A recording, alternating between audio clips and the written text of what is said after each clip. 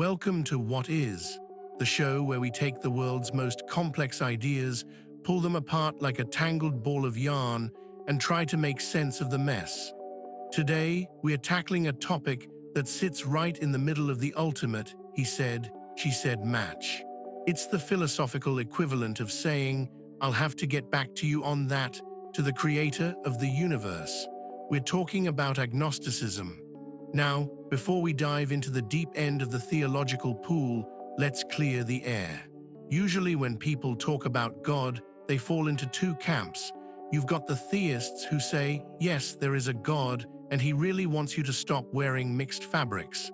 And you've got the atheists who say, no, there is no God, and we're all just stardust with anxiety. Then there's the agnostic. The agnostic is the person standing at the party, looking at the two heated debaters, and saying, guys, I honestly have no idea how you're both so sure. Can we just talk about the catering? But agnosticism isn't just about being indecisive. It's not atheism light or theology for procrastinators.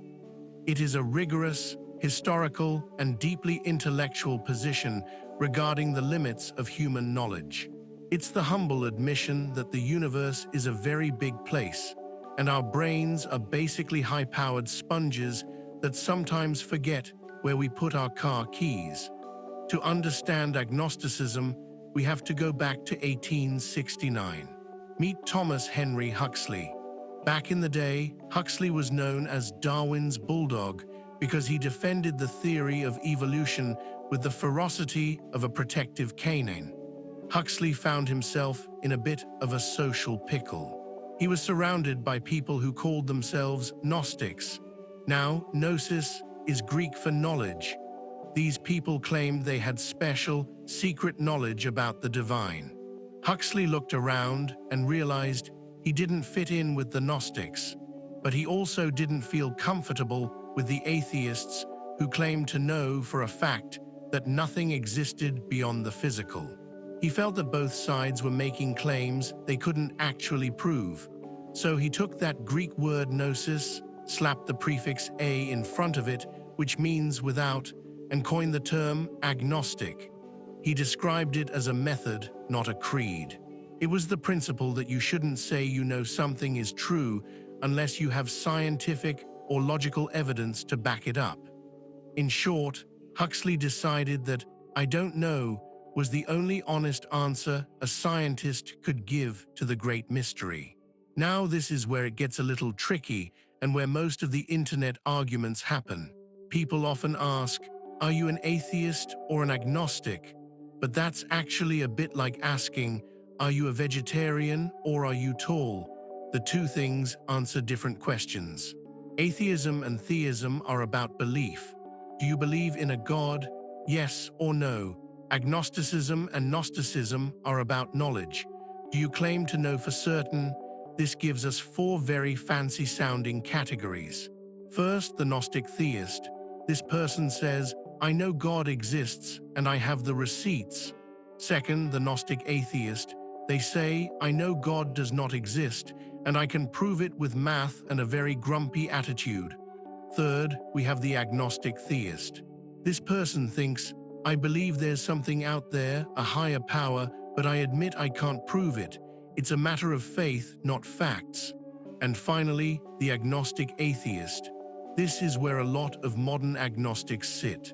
They say, I don't believe in a God because I haven't seen any evidence, but I also don't claim to know for sure that one couldn't exist. Think of it like a giant, cosmic jar of jelly beans. The Gnostics are arguing over the exact number of beans in the jar. The agnostic is the person saying, unless we open the jar and count them, we're all just guessing, so maybe stop yelling at each other. But wait, there's more. Because humans love categories, agnosticism has its own flavors. You have strong agnosticism, also known as hard or permanent agnosticism. This is the belief that the question of God's existence is not just unknown, but unknowable. Even if we built the biggest telescope or the smartest AI, we could never answer it because the human mind is simply not equipped to perceive that level of reality. It's like asking a goldfish to explain the nuances of the stock market. The goldfish doesn't even know it's in a bowl. It's certainly not going to understand cryptocurrency. Then there's weak agnosticism or soft agnosticism. This is the not yet camp. It says that we don't know if God exists right now, but maybe someday, with better technology or a really well-timed epiphany, we might find out. And then my personal favorite, atheism. This is apathetic agnosticism. It's the philosophical equivalent of a shrug. An atheist says, I don't know if there is a God, and frankly, it doesn't matter. Whether there's a deity or not, I still have to pay my taxes and feed my cat. If a God exists and is judging me, I hope he's cool with my Spotify playlists. So, why choose agnosticism? For many, it's a matter of intellectual honesty. We live in a world where everyone is very loud about what they know. We see it in politics, in sports, and definitely in religion. Agnosticism is a quiet room in a noisy house. It's a way of saying that it's okay to live in the in-between. Famous thinkers throughout history have leaned into this. Take Immanuel Kant. He was a powerhouse of philosophy who basically argued that our senses are filters. We see the world through human eyes and human ears. Because of that, we can never see the thing in itself. We can only see the version of the world our brains compile for us. If there is a divine reality, it's outside our operating system. Then there's David Hume, the ultimate skeptic. Hume pointed out that just because the sun has risen every day of your life doesn't mean you know for a logical certainty it will rise tomorrow. You're just very, very confident it will. Agnostics apply that same skepticism to the big questions.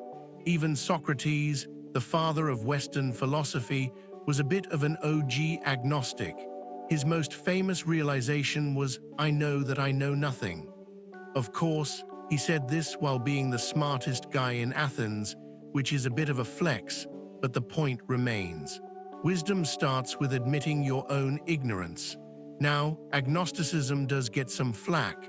Religious critics often say agnostics are lukewarm or fence-sitters. They argue that in the game of life, you have to pick a team. On the other side, some atheists find agnosticism frustratingly timid. The famous biologist Richard Dawkins created a scale of probability from 1 to 7. 1 is 100% certain there is a God, and 7 is 100% certain there isn't. Dawkins calls himself a 6, someone who thinks God is very unlikely, but won't claim 100% certainty. By his definition, almost everyone is some degree of agnostic. In modern times, agnosticism has become the nun of the census bracket. As people move away from organized religion but aren't quite ready to embrace the cold, hard void of pure materialism, agnosticism offers a middle ground. It allows for wonder. It allows for the possibility of the more. It's the feeling you get when you look at the Hubble Deep Field images, thousands of galaxies in a tiny speck of sky, and you feel both incredibly small and incredibly curious. An agnostic looks at that and says, there might be a grand architect behind this, or it might be a beautiful cosmic accident. Both possibilities are staggering, and I'm just happy to be invited to the show. Agnosticism is also practical. It encourages us to focus on what we can know, how to be kind to each other, how to solve problems, and how to build a better world. If we stop arguing about what happens after we die, maybe we can spend a bit more time worrying about what happens while we're alive. In a way, agnosticism is the ultimate to be continued. It's a philosophy that refuses to close the book. It acknowledges that the universe is ancient, complex, and weird, and that we've only been reading the first paragraph for a few thousand years. So if you find yourself unsure, if you find yourself looking at the stars and thinking maybe, followed immediately by probably not, followed by who knows. Congratulations, you're in good company, you're an agnostic. Or at least you might be, we can't say for sure. If you enjoyed this deep dive into the land of I don't know, make sure to hit that like button, or don't. We aren't here to tell you how to live your life. But if you want more videos exploring the big questions, the small questions, and the questions that make your brain itch, subscribe to What Is. Tell us in the comments, where do you sit on the scale? Are you a hard agnostic, a soft agnostic, or are you just here for the snacks? Let us know what topic we should tackle next. Thanks for watching, and remember, it's okay not to have all the answers. In fact, it might be the most honest thing you ever do. See you next time.